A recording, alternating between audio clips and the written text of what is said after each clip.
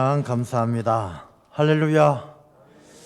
우리가 성탄절을 앞두고 있습니다. 주님께서 이 땅에 오신 성탄의 큰 은혜가 우리 성도님들의 삶 가운데 날마다 일어나는 성탄의 기쁨으로 함께하는 귀한 삶이 되시기를 축원합니다. 우리가 오늘 본문의 말씀은 성경 말씀의 가장 마지막 내용입니다. 성경 말씀은 처음에 시작되는 단어가 태초에라고 시작되어집니다. 태초에 무슨 일이 있었습니까? 하나님께서 천지를 창조하신 것이죠. 그리고 오늘 본문의 말씀 마지막에 보면은 주님께서 말씀하십니다. 내가 진실로 속히 오리라 하시거늘 아멘. 주 예수여 오시옵소서. 주 예수의 은혜가 모든 자들에게 있을지어다. 아멘. 이렇게 성경 말씀이 마지막으로 기록이 되어집니다. 그러니까 마지막은 주님께서 다시 오시고 그것을 아멘으로 고백함으로 이 성경 말씀이 끝이 나는 것이죠. 그럼 이 성경 말씀 전체 내용이 무엇이겠습니까? 하나님께서 천지를 창조하시고 그다음에 예수님께서 2000년 전 이 땅에 오실 때 오시기 전까지의 사건들을 기록하고 있고 또 오신 이후에 복음서를 통해서 예수님의 생애와 또 다시 오실 주님을 기다리는 것까지 이게 성경 말씀의 내용이죠. 그래서 우리가 이 성경 말씀의 태초에 하나님이 천지를 창조하신 것 그리고 주님께서 반드시 오실 것을 믿고 아멘으로 고백하면은 그것이 바로 하나님의 백성이고 말씀대로 살아가는 하나님의 자녀가 될 줄로 믿습니다. 우리 성도님들 오늘 성경 말씀의 마지막 내용을 우리가 함께 나누면서 다시 오실 주님을 온전히 기다림으로 이 말씀에 합당한 하나님의 자녀가 되시기를 간절히 축원합니다. 이 20절 말씀에 보면 내가 진실로 속히 오리라 하시거늘 아멘. 주 예수의 오시옵소서. 이 말씀은 초대교회 때는 예배 때마다 말씀할 때마다 아멘. 주 예수여 어서 오시옵소서. 주 예수여 오시옵소서. 이 말씀이 늘 고백이 되어졌어요. 우리가 요즘에도 신앙생활 할 때에 예수님께서 다시 오실 것을 믿습니까? 하면 아멘 이렇게 대답을 하지 않습니까? 그 당시에 초대교회는 아멘 거기서 끝나는 것이 아니라 아멘 주 예수여 오시옵소서. 아멘으로 고백하는 것이 아니라 그 이상으로 이젠 주님께서 금방 다시 오실 것이니까 주님 앞에 내 부끄럽지 않도록 말씀을 믿고 의지하고 말씀에 순종해서 주님을 잘 기다리며 살겠습니다라는 그런 고백을 했던 것이죠. 세월이 흘러서 이제 2000년이 지난 지금은 아멘 소리는 해도 주 예수여 오시옵소서 이 소리를 잘 안 하게 되어졌습니다. 어떻습니까? 여러분들 대림절을 지내면서 정말 주님을 온전히 빨리 하루라도 빨리 오셨으면 하는 그런 간절한 바람이 있으십니까? 아니면 주님 좀 웬만하면 제가 좀 준비하고 여러 가지 어려운 일들 또 바쁜 일들 처리하고 조금만 기다렸다 오셨으면 좋겠습니다. 그런 생각이 드십니까? 우리가 오늘 이 대림절 또 성경 말씀의 마지막 부분을 함께 나누면서 이 성경책의 처음은 하나님이 천지를 창조하신 것이고 마지막은 주님께서 다시 오시는 것을 기다리는 것인데 우리가 주님께서 다시 오실 날을 어떻게 기다려야 옳은 것인지 또 말씀은 우리가 어떻게 준비하기를 원하시는지 말씀을 통해서 깨닫고 다시 오실 주님께서 우리를 만나 주실 때 우리가 어린 양의 혼인잔치에 들어갈 수 있는 그런 지혜로운 성도들이 다 되시기를 축원합니다. 기다린다는 것은 사랑이죠. 사랑이 없으면 기다리지 않습니다. 신혼부부가 결혼을 했어요. 남편이 직장에 나갔습니다. 직장에 나갔으면 이제 아내는 집에서 남편이 돌아오기를 기다리는데 이 사랑이 없으면 별로 기다림이 간절하지가 않아요. 이 사랑이 없으면 남편이 때가 되면 오겠지 10시 돼도 안 오면 나중에 새벽이라도 오겠지 하고 그냥 자버리는 것이죠. 자고 새벽에 들어오면은 들어왔나 보다 아침에 들어오면 들어왔나 보다. 이 사랑이 없으면 기다림이 간절하지도 않고 절실하지도 않아요. 우리가 신앙생활도 마찬가지입니다. 성경은 성도들을 신부라고 이야기하고 예수님을 신랑이라고 말씀을 하십니다.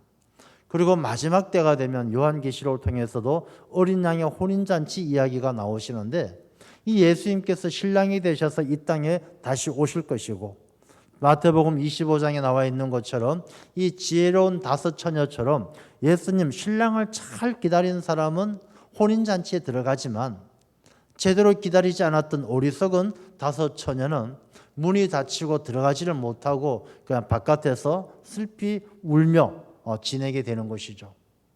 그러니까 우리가, 예수님은 신랑이 되시고 우리가 성도예요. 신부예요. 그럼 신부된 우리가 이 대림절을 지내면서 정말 내가 예수님을 잘 기다리고 있나? 예수님을 정말로 깊이 사랑하나? 우리 자신을 잘 돌아보지 않으면 안 되는 것입니다. 예수님은 금방 오실 것이고, 분명히 예수님께서 내가 속히 오리라고 약속하셨는데, 우리가 그 기다림을 소홀히 하다가 어리석은 다섯 처녀처럼 신랑이 오실 때를 놓쳐버리면 우리가 천국의 문이 닫히고 들어가지를 못하게 되는 것이죠. 이 신랑을 기다리는 처녀 이야기를 보면 이 열 처녀가 모두가 등을 가지고는 있어요.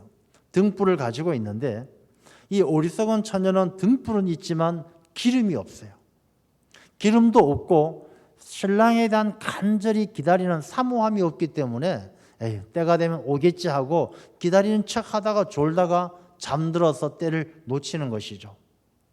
지혜로운 처녀들은 등만 가지고 있는 것이 아니라 기름을 잘 준비해서 언제든지 불을 켤 수가 있도록 준비하고 있고, 또 신랑이 오면 놓치지 않도록 깨어 있는 것이죠. 여러분, 우리 대림절을 맞이하면서 많은 기독교인들이 대림절 절기를 지킵니다. 근데 그 중에 등불만 가지고 있는 사람도 있고, 기름을 잘 준비하고, 또 졸고 잠든 사람도 있고, 깨어 기도하며 기다리는 사람도 있다라는 것입니다. 우리가 요한계시록 마지막 이 말씀을 우리가 깊이 상고하면서 우리가 지혜로운 다섯 처녀처럼 내가 기름이 채워져서 은혜가 충만하고 성령이 충만하고 내가 내 마음이 텅 빈 기름통처럼 내가 영적으로 메마르고 황량한 그런 사람이 아니라 내 기름통이 채워진 것처럼 이 시간들 대림절 절기를 통해 더 간절하고 더 기도하며 은혜 충만하고 성령 충만함으로 깨어 기다릴 수 있는 그런 지혜로운 다섯 처녀가 되어야 할 줄로 믿습니다. 그래서 우리가 아멘 주 예수여 오시옵소서 이렇게 이야기할 때 마라나타라고 이야기합니다. 그러니까 초대교회 때는 주님께서 금방 오실 것을 믿고 늘 마라나타를 고백을 했어요. 그런데 이 마라나타는 두 가지 의미가 있다는 것을 잘 아실 겁니다. 우리가 한국말도 오셨다, 오신다, 오실 것이다 다 이렇게 의미가 시제에 따라서 다르잖아요. 과거 시제, 현재 시제, 미래 시제, 그다음에 와라, 명령형. 똑같은 오다를 가지고 있지만은 과거, 현재, 미래, 명령형, 서술형 뭐 이러면서 의미가 달라지는 것이죠. 이 마라나타도 그렇습니다. 마란아타라 그러면 과거형으로 쓰게 되면 주께서 오셨습니다. 또 이렇게 미래형, 명령형으로 본다라면 앞으로 오시옵소서, 오소서 명령형이 되는 것이죠. 그러니까 이 마라나타, 마라나타에 따라서 의미가 차이가 있는데 오신 주님, 또 다시 오실 주님 그 의미를 다 포함하고 있는 것이죠. 우리의 대림절은 오신 주님을 기뻐 감사하고 성탄의 기쁨을 기뻐 감사하고 또 두려운 마음으로 다시 오실 주님을 우리가 기다리는 그런 절기이죠. 그러면 먼저 이 땅에 오신 주님을 한번 생각해 보겠습니다. 2000년 전 이 땅에 주님께서 오셨습니다. 이 땅에 오신 주님은 어떤 분이십니까? 이 땅에 오신 주님은 우리에게 메시아로 오셨어요. 죽어서 멸망당할 수밖에 없는 죄 때문에 죽을 수밖에 없는 인류들을 구원하시기 위해서 오신 구세주예요. 본인이 희생하고 본인이 값을 치르시고 십자가 위에서 죽으심으로 우리의 죄를 사하시고 우리에게 길이요 진리요 생명이 되셔서 아버지께로 갈 수 있는 양의 문이 되시고 길이 되시기 위해서 오신 분이 바로 예수님이셨죠. 메시아입니다. 구주 예수입니다. 그런데 그 당시에 사람들은 이 메시아를 알지 못하고 그들은 육신의 왕만 소망했던 것이죠. 정치적인 왕이 오셔서 로마 놈들 다 쫓아내고 우리 이스라엘 민족을 해방시켜주고 우리가 잘 살게 해줄 그런 왕을 생각했다가 우리 인류를 구원해 주러 오실 메시아를 십자가에 못 박게 되어졌던 것이죠.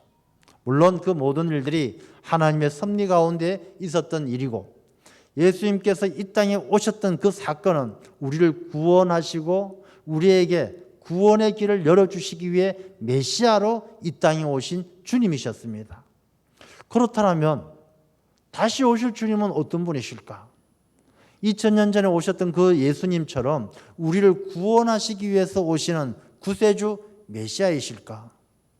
오늘 본문의 말씀 가운데 12절 말씀에 보면 예수님께서 말씀하십니다. 내가 속히 오리니 내가 줄 상이 내게 있어 각 사람에게 그가 행한 대로 갚아주리라.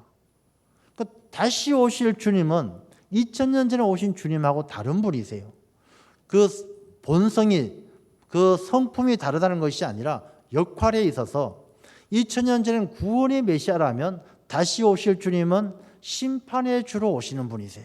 심판의 권세를 가지고 이제는 주님께서 이 땅에 오실 때는 이 성경 말씀 처음에 태초에 하나님이 천지를 창조하시고 중간에 예수님께서 오셨고 다시 오실 주님을 기다리는 이 말씀 속에서 중간에 오신 예수님은 우리에게 구원의 길을 열어주시기 위해서 오신 분이시지만 마지막 심판의 마지막 때 오시는 그 주님은 심판의 주님으로 오셔서 우리에게 행한 대로 갚으시는, 이미 우리에게 주님께서는 오셔서 구원의 길을 열어주셨는데 그 구원의 길로 가지 않고 잘못된 길로 가는, 좁은 문 좁은 길을 마다하고 넓은 문 넓은 길, 육신의 삶을 쫓아서 멸망에 갔던 멸망의 길로 간 사람들에겐 그 행한 대로 갚아주시기 위해 심판의 주님으로 오신다는 것이죠.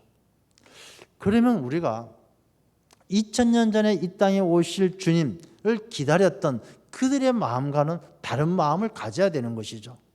2000년 전에는 유대인들이 이 땅에 메시아가 와서 우리를 해방시켜주고 우리를 잘 살게 해주고 그런 메시아를 기다렸더라면 지금 이 시대에 다시 오실 주님을 기다리는 우리들의 삶은요, 이 주님께서 반드시 오시면 우리를 심판하러 오시기 위해 오시는 분이신데 그 심판 앞에 내가 어떤 모습으로 서게 될까를 우리가 두려운 마음으로 준비하지 않으면 안 된다는 것이죠.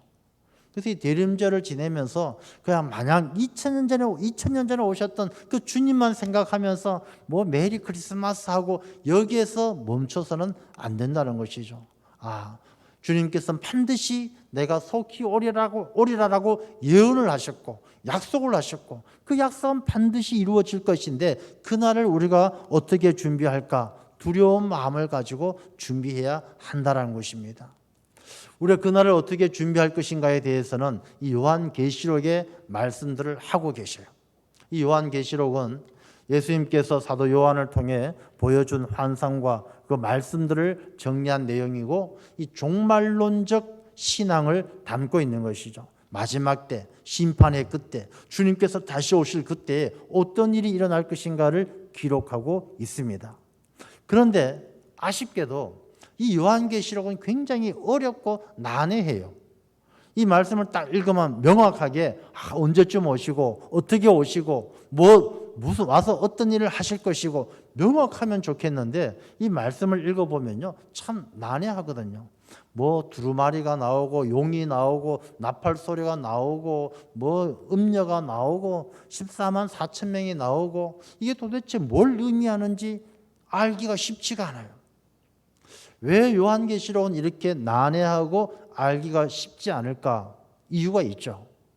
이 요한계시록은 기록될 당시는 기독교가 핍박당하던 박해받던 시대예요. 이 교회 다닌다, 예수 믿는다 하면 이 잡혀서 죽음을 당하는 핍박받던 시대이기 때문에 이 계시록이 종말론에 대해서 이 내용들을 누구나 알 수 있도록 그렇게 썼다라면 아마 이 요한계시록은 다 불태워지고 없어지고 아마 이 요한계시록 때문에 많은 사람들이 혼란 속에 빠졌을 거예요.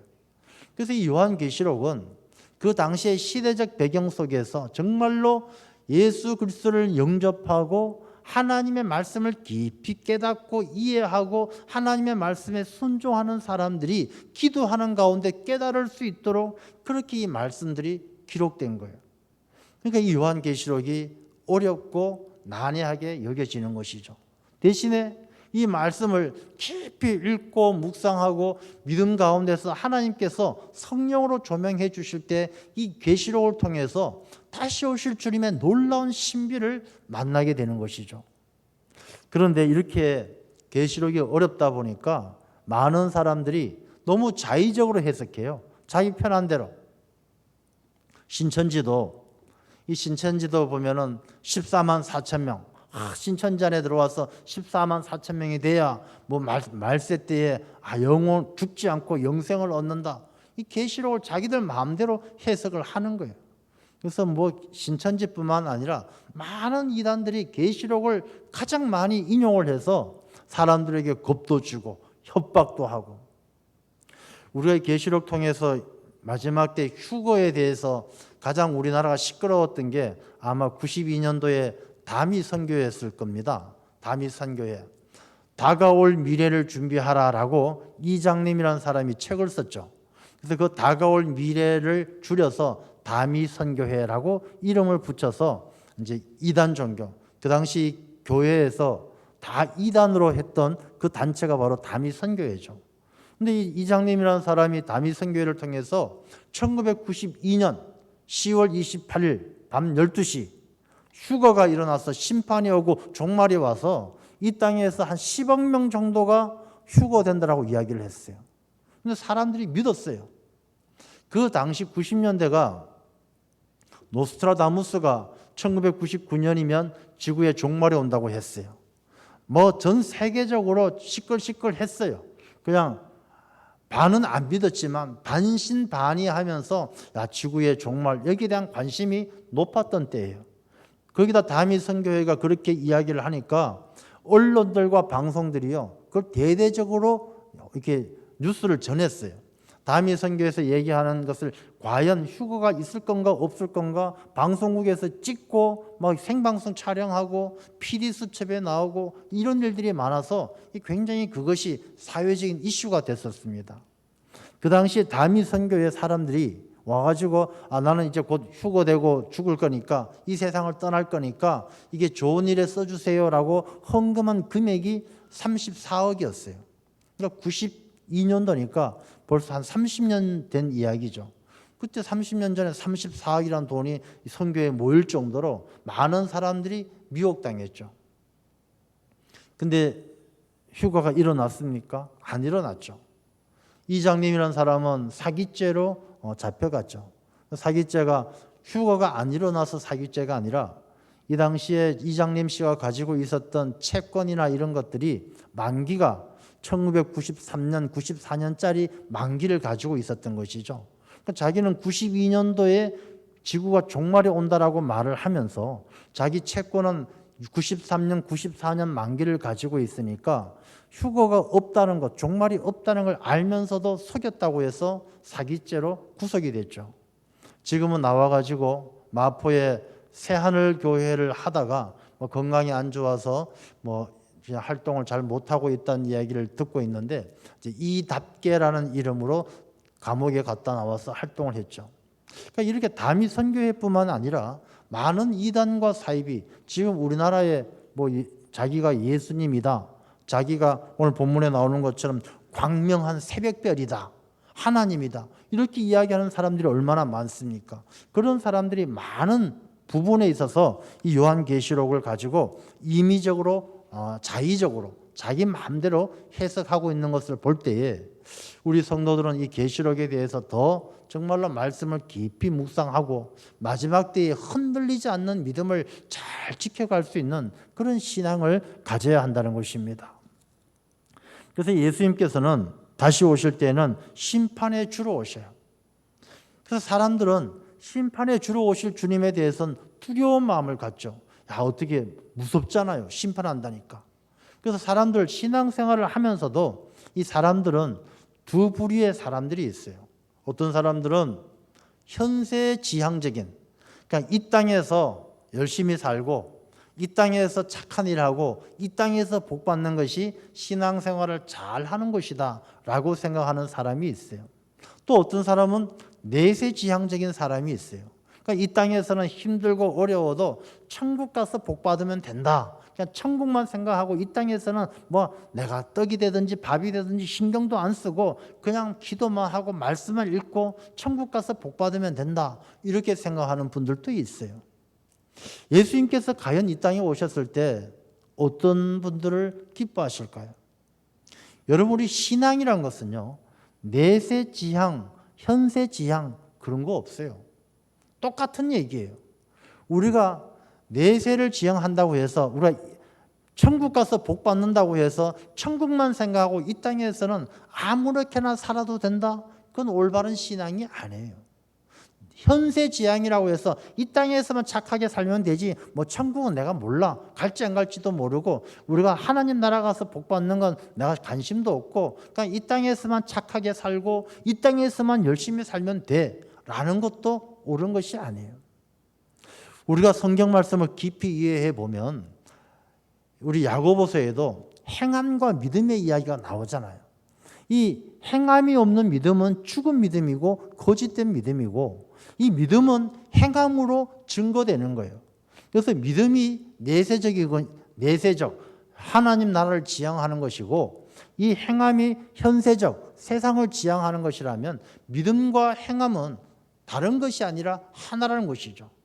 우리가 진짜로 하나님을 잘 믿는 사람은요, 하나님 나라에 소망을 두고 사는 것 자체가 이 땅에서 열심히 사는 것이고 이 땅에서 열심히 사는 모습을 통해서 하나님 나라에서 복 받는 것이 현세와 내세가 하나 되는 것이 하나님께서 기뻐하시는 말씀을 통해서 우리에게 가르쳐 주시는 신앙생활의 본질이에요. 그래서 조금 더 구체적으로 이야기한다면 우리가 기도만 열심히 하고 말씀만 잘 열심히 읽고 그게 신앙생활의 전부가 아니란 것이죠. 기도 열심히 하고 말씀 잘 읽으면 그 기도와 말씀이 삶 속에서 하나님이 기뻐하시는 삶으로 하나님에게 드려지는 거룩한 산제사와 같이 드려지는 삶이 똑같이 하나님은 같이 보신다라는 거예요. 그래서 우리가 이 심판의 주님 앞에 우리가 심판받는 것은 신앙생활만 보는 것도 아니고 사회생활 보는 것도 아니고 가정생활 보는 것도 아니고 우리의 삶 전체를 우리가 하나님께서는 우리를 보시는 거예요. 그래서 이 땅에 주님께서 오셨을 땐 우리의 모든 삶을 심판하는 것이지 어느 한 단편적인 것을 심판하는 것이 아니라는 것입니다. 그래서 오늘 본문의 말씀을 보면 예수님께서 13절에 나는 알파와 오메가요 처음과 마지막이요 시작과 마침이라. 그러니까 예수님께서 심판을 통해서 이 모든 것들을 완성해 나가신다는 것이죠. 그러면 심판의 그때에 주님께서 어떤 사람들을 기뻐하시느냐? 14절 보게 되면 자기 두루마기를 빠는 자들은 복이 있나니. 자기 두루마기가 무엇입니까? 자기 옷이잖아요. 의복. 이 의복을 빤다는 것은 자기가 세상을 살아가면서 지었던 모든 죄악들을 주님 앞에 회개하고 돌이켜서 거듭나는 삶을 이야기하는 것이죠. 더러워진 옷을 깨끗하게 빠는 것처럼 예수 그리스도 앞에서 내 모든 죄악들을 회개하고 거듭나서 하나님 앞에 정결한 삶을 살아가는 사람은 복이 있어서 생명나무에 나아가고 문들을 통하여 거룩한 새 예루살렘 성에 들어갈 권세를 받게 된다는 것이죠. 그러니까 우리가 마지막 때를 기다리는 성도의 삶은 무엇보다도 자기 두루마기를 빠는 자들처럼 자기의 죄를 회개하고 하나님 앞에 정결한 모습으로 늘 거듭나는 삶을 준비해야 되는 것입니다. 여러분, 사람에게 죽음이라는 것은요 서서히 찾아오지 않습니다. 우리가 늘 계산을 하죠. 내가 앞으로 한 30년쯤 더 살겠다, 20년쯤 더 살겠다. 그렇지 않다는 것은 아마 여러분들이 더 잘 아실 것입니다. 이 죽음이란 것은 우리 한자에 나와 있는 것처럼 이렇게 한일자에 저녁 석자에 이 날비자, 그러니까 하루 저녁에 비수처럼 와서 꽂히는 게 죽음이에요. 그래서 우리가 이 죽음이라는 것은 서서히 우리의 계획대로 다가오는 것이 아니라 어느 날 하루아침에 와서 탁 꽂히는 것처럼 주님께서 이 땅에 오시는 것도 마찬가지예요. 우리가 그날이 도적과 같아서 알 수 없다고 그랬어요. 주님께서 오시는 그날에 우리가 언제라도 주님께서 오시면 우리가 새 예루살렘 성에 들어갈 수 있도록 자기 두루마기를 빠는 자들처럼 언제나 자기 자신의 삶을 회개하고 정결하게 하나님 앞에 부끄럽지 않게 준비하는 삶을 살아야 한다는 것입니다.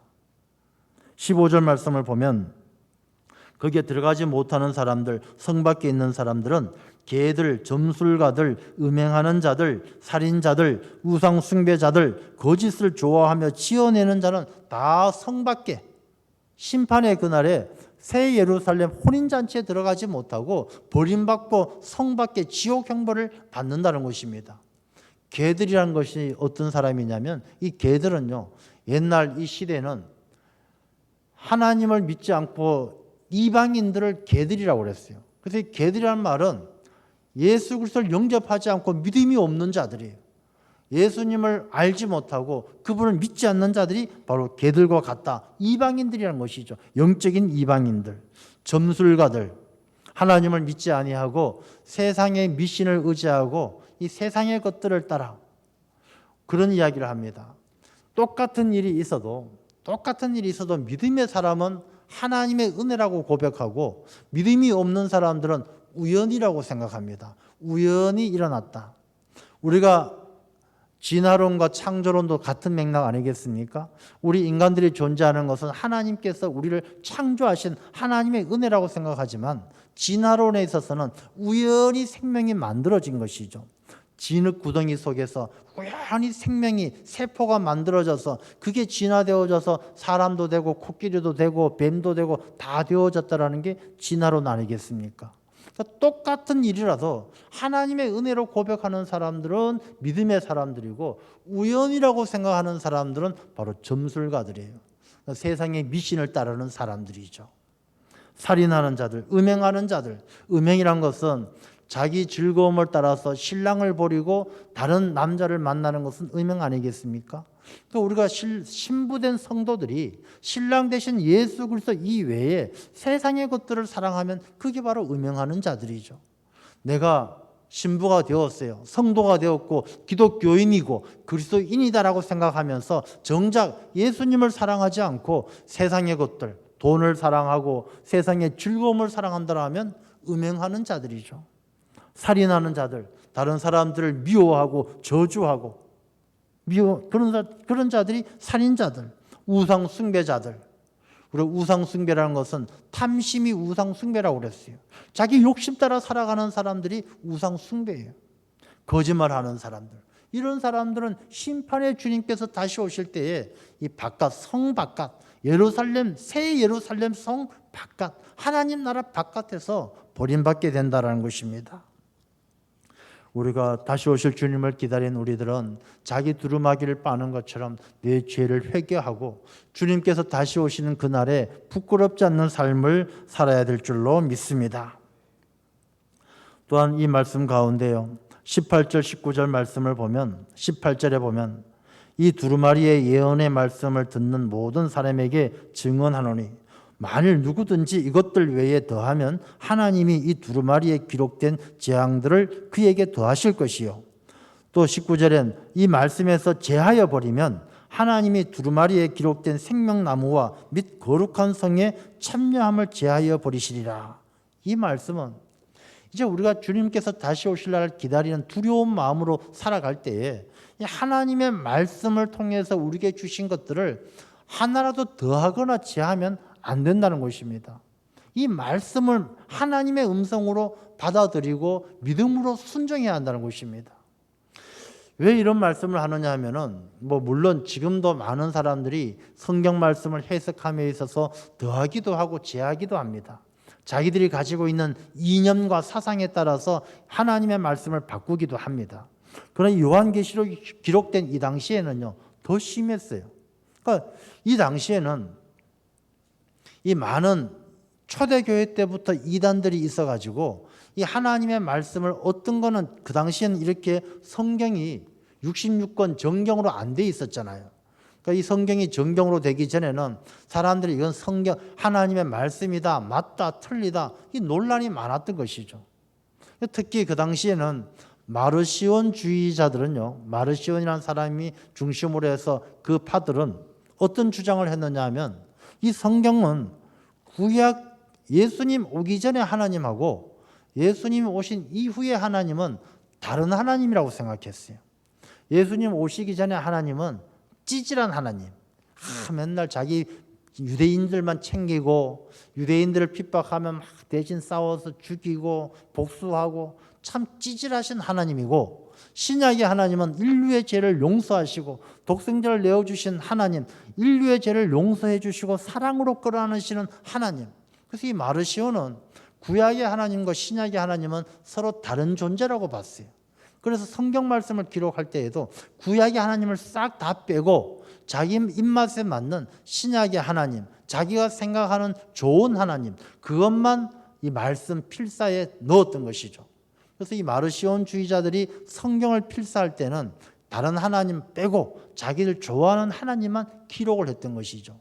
그런 식으로 많은 이단들과 사이비들이 이 성경의 말씀을 더하거나 빼면서 하나님을 온전히 섬기지 아니하고 다시 오실 주님을 온전히 기다리지 못했다는 것입니다. 그래서 우리가 이 대림절을 지내면서 이 하나님 연말에 우리가 하나님의 말씀을 읽고 우리가 한 해를 잘 마무리하자라고 권면을 드리는 것도 이 말씀을 깊이 묵상하면서 정말 한 해 한 해 지나가는 이때에 또 다시 오실 주님을 기다리는 이때에 주님께서는 우리가 어떻게 살기를 원하시고 어떻게 준비를 하기를 원하시는가, 우리가 말씀을 통해서 깨달아야 한다는 것입니다.